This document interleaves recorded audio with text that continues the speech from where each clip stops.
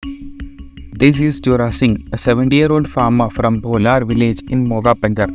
Jora had two sons. His elder son Gurpreet Singh lost his life 7 years back due to drug overdose. In 2023, his younger son Manpreet also lost his life due to drug overdose. Manpreet started consuming chitta, a local name for heroin, after the death of his brother. Soon he too became an addict. To buy drugs, Manpreet sold his tractor, bike and even utensils from his home kitchen. Jora and his 65-year-old wife, Gurmail Kaur, were left with grandchildren to feed and grow. Their farmland too was mortgaged by their son. The couple is asking Punjab government's help to waive off debt and help them financially to raise kids. Recently, such overdose death stories became common in Punjab. Many who lost life are aged between 16 to 35 years. It's been over a decade since the news of drugs boom in Punjab broke out. Multiple governments claimed to put an end to this issue, but none succeeded. Today, Punjab has over 6 million drug addicts, and half of prisoners in Punjab are either drug addicts or convicts. Over a million addicts are admitted to government and private de-addiction centers. But consumption of drugs in Punjab is not new. The root lies deep down in its history and culture. So, how Punjab became drug addict and lost the fight against it? नशा कोई खत्म नहीं करेगा। नशा एक हमारी सोच बना दी इन लोगों ने। ये लड़की ठीक से चल नहीं पा रही। Congress MLA Sukhpal Singh Khera has been arrested in 2015 drugs case. Pakistan is the place from where the narcotics were being smuggled. Drugs are not new to Punjab. Historical documents point out their use before independence. In 1846, Lieutenant Colonel Henry Stenbach, who was an officer in Maharaja Ranjit Singh Army, mentioned about consumption of alcohol, opium and bhang by Punjabis in his book on Punjab. Back then, Punjab and Bihar grew opium, mainly for British who exported it to China. Local kept some of the harvest for the use. After a tiring day on field, farmers consumed opium in small amounts. Many believe that the plant has medicinal values. Apart from opium, poppy husk known as post before and bukki was also consumed. After independence, Punjab farmers continued consuming opium, but later on, these drugs started being used for different purposes, which led to the start of addiction in the state. After independence, India started facing frequent famines due to severe droughts and use of traditional agriculture methods. Food production was low and wasn't enough to ensure food security for nearly 330 million Indians. This situation forced India to ask for food aid from USA, which sent daily shipments. But the aid often came with preconditions to support USA in their foreign policy. To end this dependency and increase food grain production, then Prime Minister Indira Gandhi decided to convert traditional farming into modern by use of technology, high-yield seeds and fertilizers. Green Revolution was commenced in 1968 in Punjab, Haryana and Uttar Pradesh, where farmers received technological support, high-yield seeds and fertilizers from the government. During its initial years, agriculture output in Punjab grew significantly. By 1970, the state was producing 70% of country's total food grain, but this led to an extra pressure on laborers to perform tasks like cutting, packing and exporting for long hours to keep up with the production. Big farmers across the state started giving opium and poppy husk to laborers to increase the efficiency. The Green Revolution also led to industrialization in the state to support the agriculture sector. Truck drivers of these industries started consuming drugs for strength to drive long hours. Drug dependency started to spread out in the state slowly. This increasing consumption is the start of the addiction among laborers and lower-class families at first. At that time, the opium consumption was mainly imported by neighboring states like Rajasthan. Though Green Revolution brought wealth in the society, it created a divide in the society that led to an unprecedented situation in the state. In 1950s, East Punjab was the largest state, including Haryana and some parts of Himachal Pradesh. Punjabi-speaking people in the state, mostly Sikhs, started Punjabi Subha movement, demanding a separate state for Punjabi speakers. On November 1st, 1966, East Punjab was carved into three parts: Punjab state for Punjabi speaking population with Sikh majority and Hindu minority, a new state called Haryana for Hindi speaking Hindu majority, and some northern parts went to Himachal Pradesh.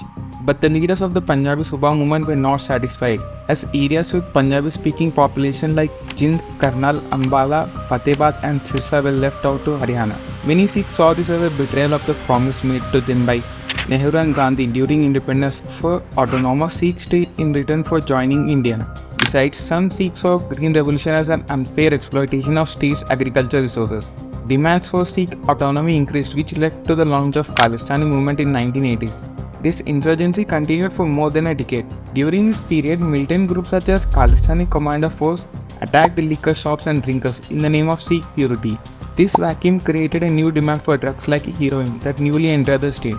Drug peddling from Indo-Pak border suddenly became a profitable business. Even a single kilo of heroin brought good returns as the consumption grew. Youth during the insurgency were forced to spend most of the time at home. This led to boredom and many tried the heroin to pass time. Insurgency also gave birth to a new narco-terrorism nexus where terrorist groups and narcotic gangs supported each other. Terrorist groups provided safe havens and sophisticated weapons to grow drug flow, while narco gangs gave these groups access to funding routes and travel documents. Pakistan's ISI was directly involved in the relationship between terrorism and narcotics, used drug smuggling to raise funds for Khalistani movement. ISI created a special department that only focused on covert operations in the state using money generated through heroin. Gradually, heroin use spread across the state, replacing traditional opium in villages and towns. The Indian government successfully suppressed the Khalistani movement by the end of the decade, but the opioids that entered the state remained. Asia is home to two global centers of cocaine and heroin, the Golden Triangle in Myanmar and the Golden Crescent in Afghanistan. Earlier, smugglers used the Balkan route to transport drugs from Afghanistan, but the route access was cut off after the Iranian Revolution and Iran-Iraq War between 1990 and 1988. India sits between these two centers, with Golden Triangle at the east and the Golden Crescent at the west, making it a possible transit route between them. Smugglers started using India-Pakistan border as an alternative trade route to ship the drugs. From Afghanistan, drugs begin their journey through Pakistan, enter Punjab and then reach major cities like Mumbai, Delhi, from where they are shipped to the rest of the world. Border villages in Punjab became part of the trade and turned it into a family business. Havelian is one such village in Taran Taran district. The village has 150 families, where at least one family member in each family is facing drug case. These families helped smugglers to create routes, store drugs and transport it to local dealers in the state for selling it. Using these families, Pakistan created cross-border network routes to smuggle heroin through borders districts of Firozpur, Taran Taran, Gurdaspur and Pathankot. On-ground mafia in Punjab and Pakistan are well planned and organized in their daily operations. Drug packets are thrown at the Indian side so local can collect them. 22-kilometer long plastic pipes are trailed below the fenced border for bulk smuggling. High-tech drones are used to drop drugs on the Indian side. Smugglers on the Indian side use Pakistani SIM cards to stay in contact with Pakistani dealers and escape being tracked by Indian intelligence. In an organized manner, smugglers conduct rehearsals, study patrolling patterns of the BSF before planning date and time of drugs movement. Heroin which enters Punjab from Afghanistan costs less compared to international rates. According to police sources, heroin costs an addict not less than 2,000 rupees per day. But not just the inflow of drugs. Weakened Punjab economy after Green Revolution left youth without opportunities and many turned out to drugs. During the 1980s, Punjab was listed among the top states with the highest per capita income, largely due to the wealth created by the agriculture industry. Farmers became the backbone of the state by bringing wealth and creating employment for locals. But the transformation in the way of agriculture by the use of heavy machinery reduced job opportunities in the field for locals. Net employment in agriculture sector fell from 62% in 1971 to 36% in 2011. Besides, the state failed to capture the opportunity to diversify its economy.